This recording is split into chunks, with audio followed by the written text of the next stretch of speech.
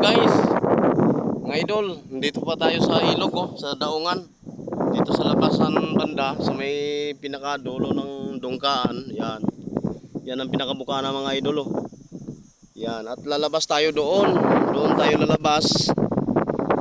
Yan, at doon tayo mag-isit ng bulok mga guys. Kaya dito tayo nakatambay kasi nagbihis pa tayo ng gamit natin para sarado. Yan. So itong ilog nito mga guys, may burnok din yan dito. Kaso nga lang medyo malabo at nano ng tabang. Kaya delikado din kasi bawal din sa kanila yung tabang tubig. Kaya kahapon, sige kaulan makarang araw hanggang kahapon, hanggang sa hapon mabaha. Mabaha siya pero namumula talagang tubig parang kulay diba? Kaya malabo. Bawal din sa burnok mga guys. Doon lang tayo maglabas.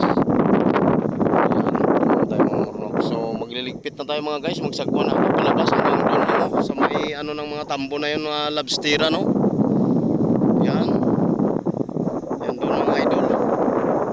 So doon tayo banda magpurnok. So sana mayroon marami yung container dala natin sana mapuno natin para malaking bagay pag mapuno na yung container natin kahit pa paano yung mga anak ko nandun sa latuan ngayon, sila ang nanglato, inagawan nila ako ng posisyon, kaya nagmantini tayo ngayon ng disagwan yan.